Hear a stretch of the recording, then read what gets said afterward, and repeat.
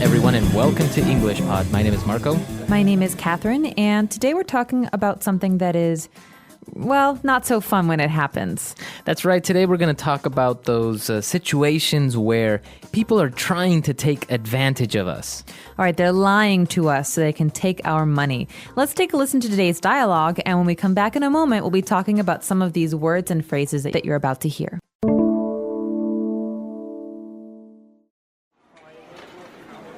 I got an urgent email from Tom. He says he's in London and got robbed and needs us to wire him some money for his hotel. What? That sounds really dodgy to me. No way. Tom is an honest person. He wouldn't lie to me. No, I mean, it seems like someone may have hacked his email account and sent that out. I mean, think about it. Why would he email you instead of calling you? Do you really think someone is trying to scam people into sending money? For sure. There's so many con artists out there, you never really know. All right, we're back, so let's take a look at some language on Language Takeaway. Language takeaway. In Language Takeaway, Marco, one of the first things we hear is that I got an urgent email from Tom. That's right, so this is an adjective, something that is urgent. It's urgent. That means it needs to be looked at immediately. It's very important. That's right. So you can have an urgent email. That means it's very important email, or something in a situation can be urgent. Yeah, like an emergency. So exactly. Urgent care, we talk about at the hospital. It's something that needs to be looked at by a doctor immediately, urgently. That's right, urgently. That would be the adverb. Now, we go on to say that the email is urgent because it's from Tom, and the email said that he is in London and he got robbed. All right, he got robbed. All right, so to rob is the verb, R-O-B, but here it's important to look at the verb got. This means that whatever's happening, it happened to him, to the friend, by someone else. That's right. So someone robbed him. Mm-hmm. All right, he got robbed. That means someone took his money, right? That's right. So the verb would be to get, and robbed would be an adjective ending ed. But we also have the verb to rob. And if you rob someone, that means that you are stealing his or her money.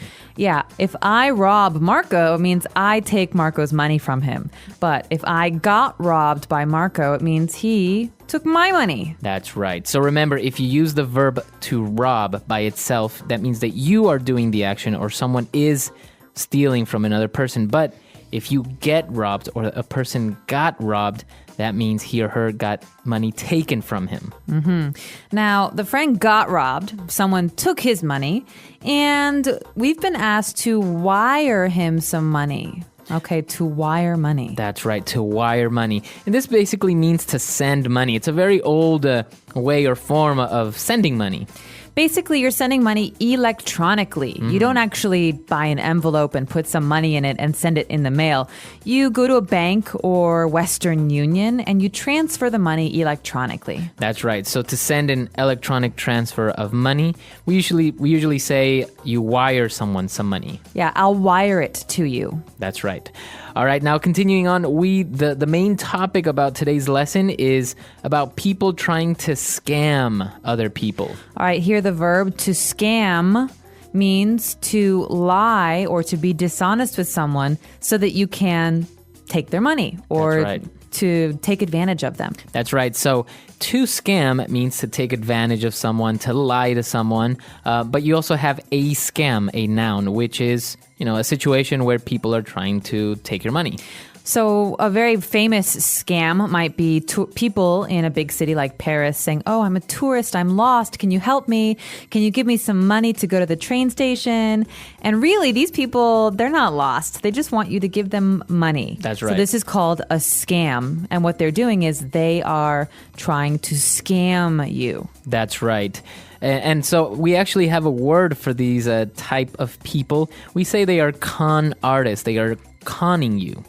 A con artist. Okay, so we know what an artist is. An artist is a person who maybe paints pictures or, makes something creative. Mm-hmm. But a con is someone who breaks the law. Uh-huh. All right, so a con artist is someone who creatively breaks the law. That's right. So these are basically thieves or people who take advantage of other people or steal from other people in a very creative way. So there are situations where they may sell something that doesn't even really belong to them. That's right. So the thing to remember here with a con artist is that there's almost always a story. Mm-hmm. You know, you have to, they give you this story and they make you believe them, and then you give them money or you give them some help that they don't deserve, and that way they take it away from you. That's right. All right, so we've taken a look at a lot of language here. Let's take a break, listen to the dialogue again, and we'll be back in a bit.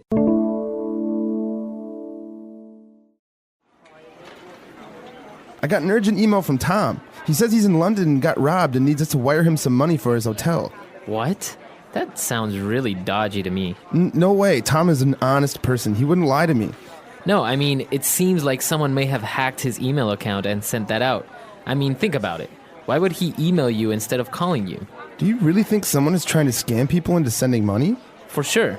There's so many con artists out there, you never really know. All right, we're back. Let's take a look at 4 key phrases on Fluency Builder. Fluency Builder.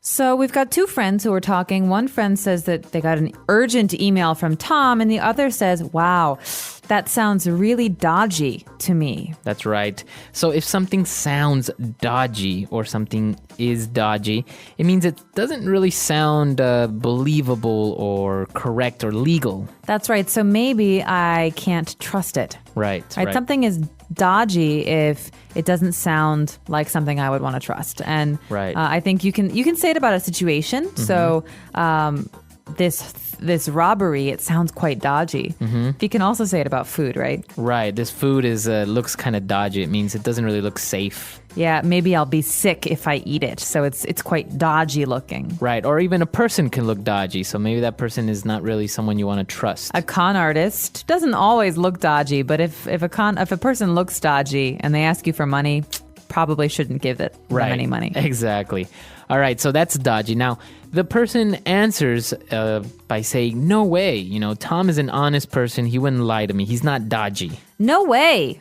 Right. Now, this is a really popular thing to say, and it means basically, that's not possible. I don't agree with you. I disagree. Mm-hmm. And it's pretty forceful, actually. Right. You're expressing your opinion. So if I say, the Chicago White Sox are the best baseball team in the world. No way. No, you're wrong. I think the Yankees are the best baseball team. We could go back and forth. No way. Right, exactly. But basically, you're disagreeing. That's right.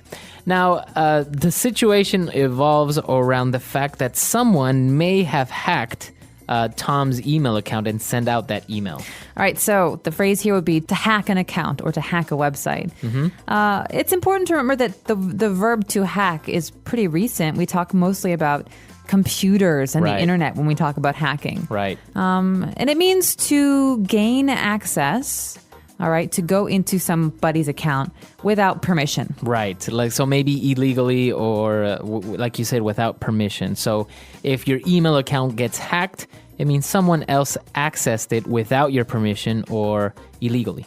So when someone has access to your account, they hack it. Usually they send out an email with your name. So your friends think it's you, but really it's someone who is maybe a con artist or someone who's not trustworthy. That's right. That's exactly right. So that's the word to hack, or maybe the noun, the person that hacks is called a hacker. Now, moving on to our last phrase. When we agree with someone forcefully, like we said, no way, was to disagree. When we do agree, we say for sure. That's right. So this is basically the opposite. In this situation, we were thinking, well, do you really think someone is trying to hack his account? The answer was, for sure. That means definitely, absolutely. That's right. So for sure, it's another way of agreeing, strongly agreeing with someone or with what someone said. For sure. For sure. All right, so that's all we have for today. Let's listen to the dialogue one last time.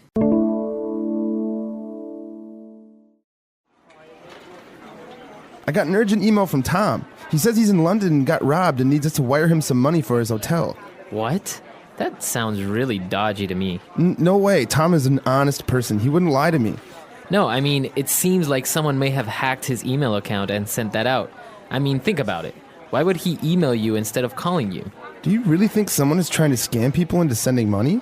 For sure. There's so many con artists out there, you never really know.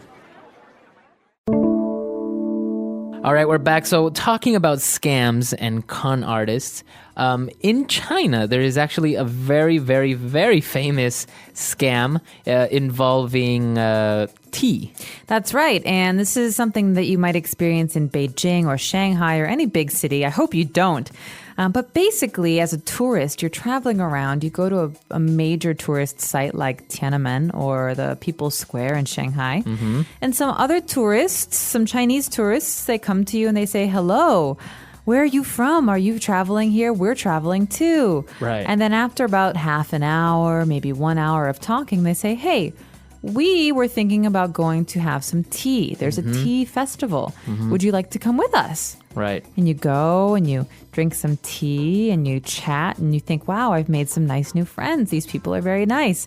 And then you get the bill. Right. And it's like $200, which is pretty crazy for tea. So Exactly. it's a scam. These people are con artists. They build trust. They make you trust them. They make you think, wow, I have nice new friends. And then they steal your money. They steal your money. That's right. It's a very popular scam in China. So, and basically, if you do come here, just be aware of it. It's usually young people. They say they're university students, or they say they are from another city. And like you say, they build trust. They invite you to have tea, and you think, well, why not? You know, to learn more about the culture, to learn more about the country you're visiting, and they turn out to try to scam you. That's right. And another popular one is the artists. I'm a local artist. I would like to show you my newest work. And then they take you, and the work is very expensive, and they make you buy it. Yeah. So just be aware. I think what you said is true, Marco, that, you just have to be careful and have to recognize that not everyone wants to be your friend. Exactly, yeah. So be careful when you're traveling. And I'm sure it happens in many other countries. Maybe you have some stories that you've experienced, or maybe some local types of scams that you may know about in your country. That's right. Let us know. Our website is englishpod.com. Try and use those new words, con artist and scam. We'll be around answering your questions. Let us know. Englishpod.com. The English Pod We'll see you there. audio Bye. review. Listen to the meaning, then say the vocabulary word. Mixed vegetables served cold. Salad. Deep fried strips of potato. French fries. A type of sandwich with the beef patty. Hamburger. Food that is not healthy. Junk food. To block or get in the way of something. Clog. A fatty substance found in animal tissue. Cholesterol. What do you think? How about bread with tomato sauce and cheese on top? Pizza. Chicken pieces cooked in hot oil. Fried chicken. A food with bread and sausage in the middle. Hot dog. A useless or hopeless situation. Lost cause. Let's try that faster. Bread with tomato sauce and cheese on top. Pizza. Chicken pieces cooked in hot oil. Fried chicken. A useless or hopeless situation. Lost cause. What do you think?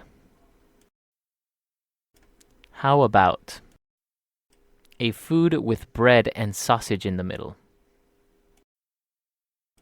Hot dog. Mixed vegetables served cold. Salad. Deep fried strips of potato. French fries. A type of sandwich with the beef patty. Hamburger. Food that is not healthy. Junk food. A fatty substance found in animal tissue. Cholesterol. To block or get in the way of something. Clog. Now say the word and hear it in a sentence. Junk food.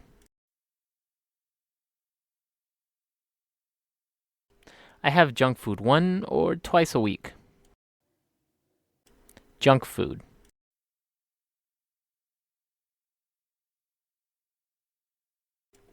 If you want to lose weight, you should try having less junk food.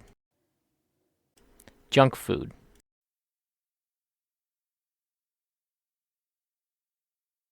The good thing about junk food is that it's fast and cheap.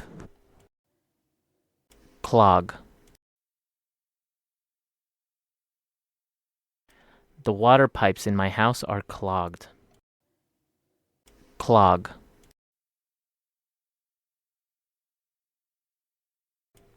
Your toilet is clogged. You should call a plumber. Clog.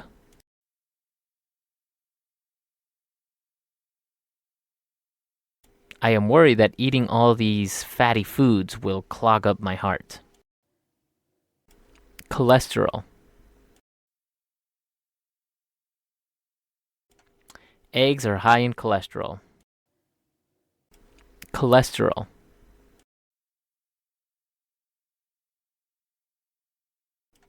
I have to watch what I eat because I have high cholesterol. Cholesterol.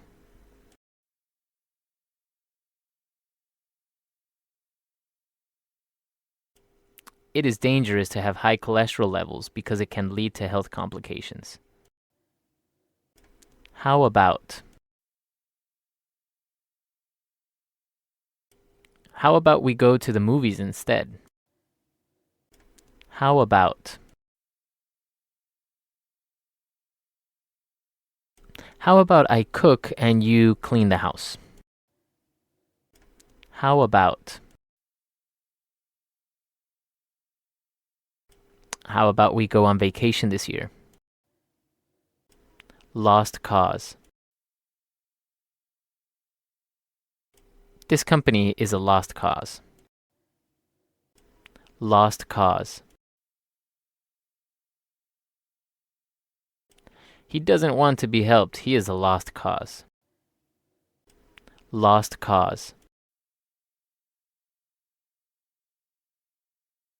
Continue fighting the disease. It's not a lost cause.